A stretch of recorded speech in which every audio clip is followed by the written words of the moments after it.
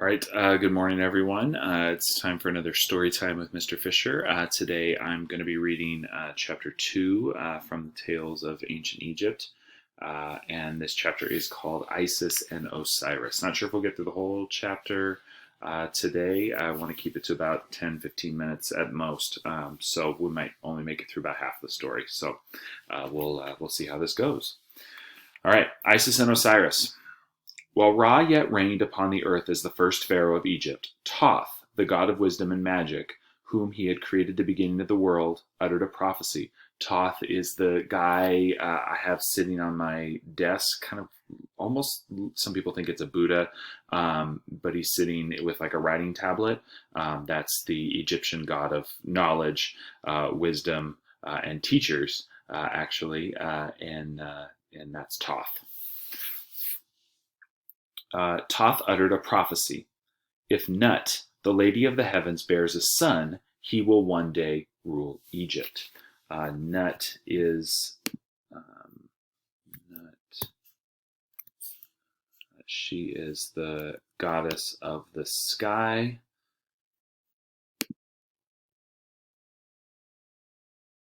And she's usually represented like this, the goddess of the sky, and then her husband is Geb, the god of the earth. Okay. If Nut, the lady of the heavens, bears a son, he will one day rule Egypt. Nut shall never bear a son, nor any children at all, said Ra angrily. No child of Nut shall take my throne from me. Lo, now I lay this curse upon her. She shall give birth to no child on any day in any year, nor in the night time either. I have spoken, and what I have decreed cannot be altered. So of course Ra doesn't want, another pharaoh because he's already the pharaoh, right? Nut was heartbroken at this, yet Thoth said that her son should rule in Egypt, and he was the wisest of all the gods. So she went to Thoth, who loved her, and begged for his aid. Grant me your love, and I will show you how your wish may be fulfilled. And yet Ra's curse remain unbroken, said Thoth. Nut consented readily to this, and Thoth soon devised a clever scheme. He visited Khonsu, the moon god, and challenged him to a game of draughts.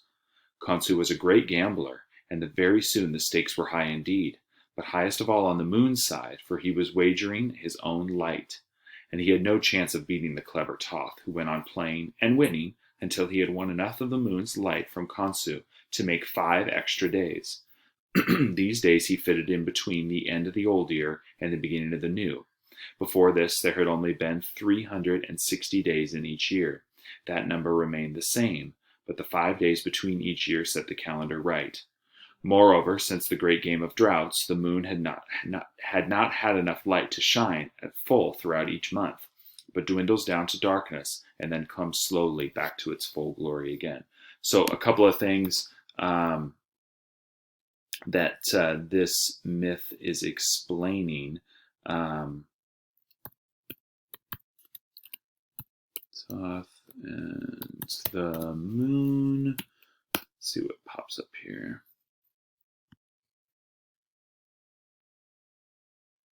So Thoth and the moon, making a wager. See that here? Somebody drew an image. So Thoth here and Khonsu, the moon god, here playing the game, wagering the light of the moon. So we can see a couple of things here. Why is a year 365 days? Well, it used to be 360, but Thoth stole light from the moon to add 5 extra days. Also, why doesn't the moon shine full all the time? Remember, this is before telescopes and science and all that kind of stuff. So these are called myths of explanation, the ways that people explained natural things. Thunderstorms aren't, the heat rising over land colliding with a cold front, and causing, electrical buildup and that. That's not what a thunderstorm is. The thunderstorm is, Zeus is angry. And so, the moon doesn't shine full because Thoth beat the moon in gambling so that he could steal the light for 5 extra days. So all of these myths of explanation to kind of explain the natural world, okay, that ancient people would have been a part of. So now Toth had 5 days that were not any days in any year. And on these 5 days, Nut's 5 children were born. Osiris, born on the first day, Hermachus upon the second day, Set upon the third day, Isis on the fourth day, and Nephthys on the fifth day. When Osiris was born, there were many signs and wonders. A great voice from heaven was heard crying, "The Lord of all comes forth into light." A woman drawing water at the well was suddenly seized with the spirit of prophecy and cried aloud, "Osiris the king is born." And in Thebes, a certain man called Palames heard a voice coming from the temple of Ra, which bade him proclaim the birth of Egypt's greatest king, Osiris, the savior of mankind.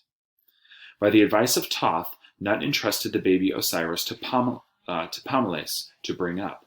But Thoth himself instructed both Osiris and Isis in all the wisdom of the gods and in the hidden lore of which he was the master.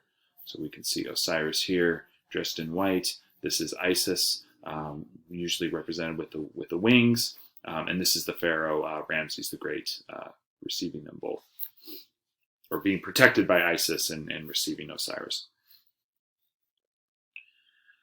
Isis learned so quickly and also persuaded Khonsu to teach her all the mysteries of the moon that she became the greatest magician that Egypt had ever known. When they were grown up, Isis and Osiris married, and Nephthys married Set. And so following their example, the human pharaohs of Egypt ever afterwards married their own sisters, though most of them had many other wives as well. The sister bride was always the queen. Okay, so very typical for pharaohs to have many, many wives, but one of the wives was almost always his sister.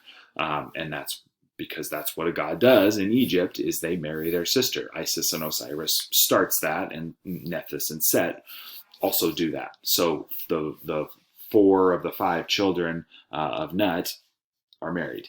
And so that's, that's was just common practice. Wasn't common practice for anybody else but the pharaoh to marry their sister in Egypt.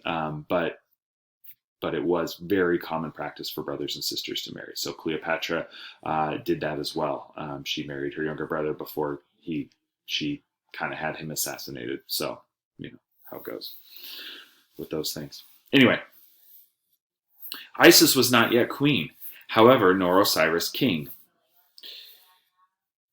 For Ra still ruled on earth as Pharaoh of Egypt, though in his human form he grew older and older. I'm trying to see my time here. Though in his human form he grew older and older, and his head shook with a palsy of extreme old age, and he dribbled at the mouth. Again, if you read the Red Pyramid, the Kane Chronicles books, I highly recommend.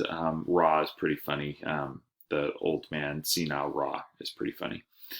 Wise Isis pondered in her heart how she might end the reign of Ra upon the earth so that Osiris could become king. The wisdom which Thoth had taught her told her that only by learning Ra's hidden name could she gain power over him. The witchcraft of the moon, with which Khonsu had shown her, suggested a dark scheme to her heart. All living things were made by Ra, and without him no new creature could be created. Yet Isis made the first cobra, which became the sacred serpent of Egypt. As Ra passed on his way each morning to visit the upper and lower lands of Egypt, he dribbled at the mouth, and his spittle fell in the dust by the roadside. Isis gathered the moist clay, and so made it in the likeness of a hooded snake, and she set in it the fiery poison of midnight magic, and she hid it in the grass beside the way which Ra was accustomed to take. The next day, as he stepped out to view his kingdom, the glorious light of Ra's eye fell upon the cobra that Isis had fashioned, and gave it life. The cobra reared its head out of the grass, bit Ra in the heel, and then slipped out of sight. For a little while Ra was speechless with surprise. Then his pain shot through him like fire. He uttered a great cry, which rang through all the land of Egypt. At once all the gods and goddesses came hastening to him, Isis among them, and bowed down before him and asked, "What troubles you, maker of gods and men?" "Something has wounded me," cried Ra, "yet my heart does not know it. My eyes have not seen it. My hand did not make it. I do not recognize it among the things I have made, I who made all things. Therefore let the children of the gods be brought before me, those who know magic spells, and those whose wisdom reaches to heaven, for it may be that one of them can help me." So one by one the gods and their children came before Ra, but none of them could help him. And ever the pain of the cobra's bite grew fiercer and fiercer. I'm trying to read ahead and see how many pages I have here. It's a long chapter. At last it was the turn of Isis. She knelt humbly before Ra and said, "What is it, Divine Father, that has stabbed you? Is it some snake from among those you made that has lifted its head up against you? If so, I shall cast it down with powerful magic. I shall make it hide its head from the sight of your divine eyes." Then said Ra, "As I went on my way, as I walked between the two lands of Egypt to look at all I have created, I was bitten by a snake that I did not see, by a serpent that I did not make, with a poison that I did not know. It is not fire, neither is it water. Yet one moment I am colder than water, and the next moment I am hotter than fire. Now my body is sweating, now it is shivering. My eyes are clouded and I cannot see. My head burns as with the fierce beams of midsummer." Isis bowed her head before Ra and spoke softly. "Divine Father, I can cure this grievous poison. Tell me your secret name, for you can only be cured if that name is mingled with my spells." Then Ra spoke in turn the many names by which he was worshipped, the names that told of all he had made to the heavens and the earth, the sea and the mysteries of the two horizons, darkness and light, the great river Nile, all living creatures, and all else besides. "Yes," he ended, "I am Khafera in the dawn, I am Ra at noon, I am Turn when the shadows of evening fall on the earth."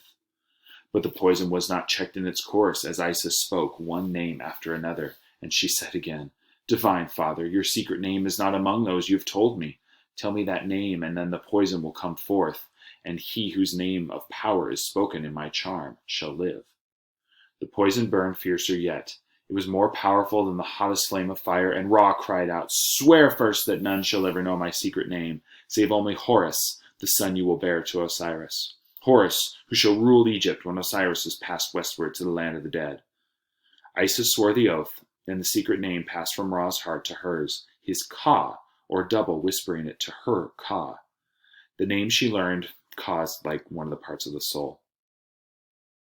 The name she learned was not Amen, nor has it ever been known, but the name Amen seems to have been, as it were, the body of that name, of which the part of, was the Ka, for it was Amen-Ra that the greatest of the gods came to be worshipped for thousands of years afterwards in ancient Egypt.